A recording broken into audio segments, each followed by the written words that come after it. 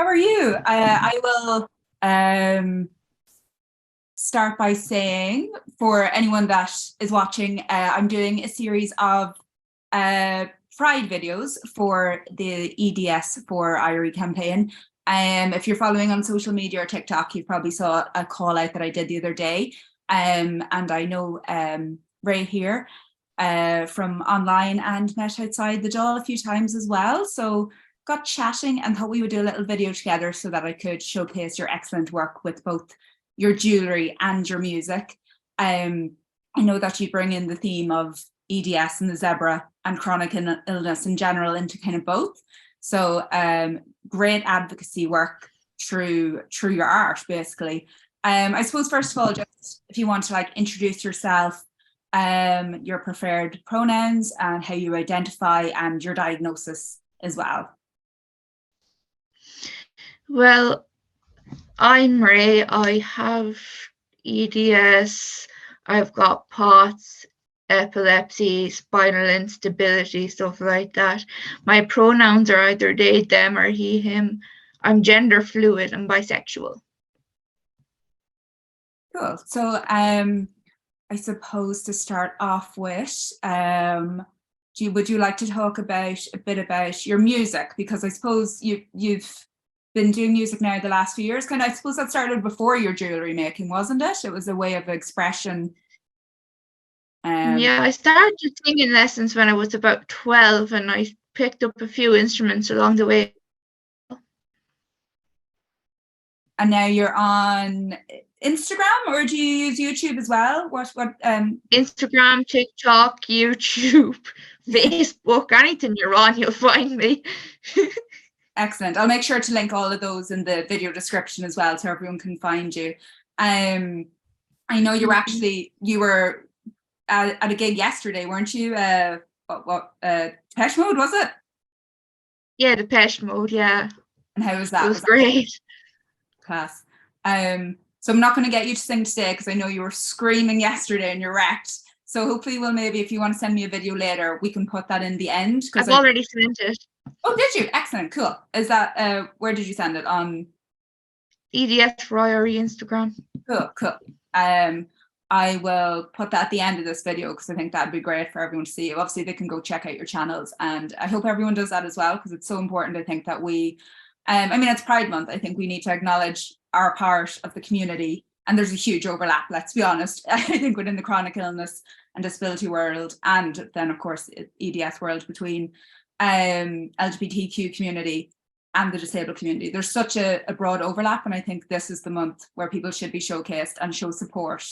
And the small way people can do that is simply by following pages like yours. So hopefully everyone will do that. As I said, I'll put all the links in. So I suppose, yeah, you use music really as a way of probably self-expression for how you're feeling in general, but I think advocacy kind of as well. Would that be true to say, is that something that just happens naturally? It's definitely what I'm going for with my music. I want to raise awareness of chronic illness and disability and stuff like that. I find it's not talked about enough. So any awareness of chronic illnesses is very, the community needs it. Yeah. And it's so interesting because as I said, believe there's a lot of people believe there's a huge overlap with LGBTQ, Q communities and chronic illness and disabled communities. But not only is there the visible overlap of people belonging to both, there's also just the overlap in, I don't want to overuse the word awareness, but just being part of a minority and the misunderstandings that come from that. From people that aren't in our communities, and I think particularly as a disabled adult, I think when people think of disabled people and people with chronic illnesses, they think of elderly people or they think of children, and there is a lack of awareness, I think, for the middle ground. They're just the normal adults, and I think music is a great way to bring that through social media, you know, to showcase that we're actually here and exist. Like, so that's fantastic that you have that talent and that you can do that. And hopefully we'll be outside the Dáil by, I know it's been a long time, but I'd love, like, if we could get outside the Dáil by the end of the summer, and maybe you could even bring your guitar. It'd be fantastic if we could do something like that and actually start screaming again. Yeah, I'd love to do that. So then I suppose the jewelry, you've started to just kind of do that a couple of years ago, wasn't it? That kind of came to you later. 2021. Yeah, and so you've been, I know there's some like zebra themes and you know, involved in that as well. And it's an outlet for, you know, another creative outlet as such for you. Do you want to talk a bit about that and how you got into it?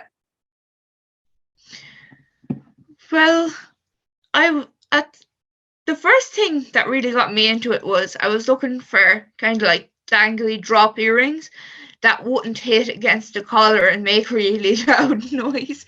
That was the start of it. Then I started making all sorts of stuff. Like I have a few bracelets and stuff as well. Like I can't wear necklaces. So what I really focused on for a while was earrings and bracelets. But then the necklaces came along as well. Oh, that's really cool. Yeah, so it was more of like a personal need. And you hear a lot of small businesses starting that way, where it's like, I can't find the thing I need, so I'm literally just going to create it. Oh, that's great. That's fantastic. And I saw a very interesting post. Why would I buy this for €10 when I can make it using €96 craft supplies? And that kind of epitomizes it.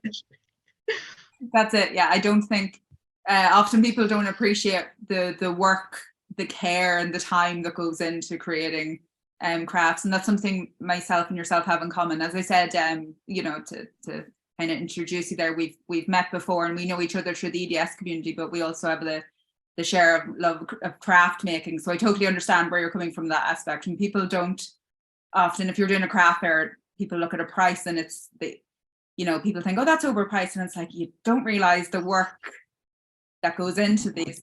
Actually, I think it's my turn.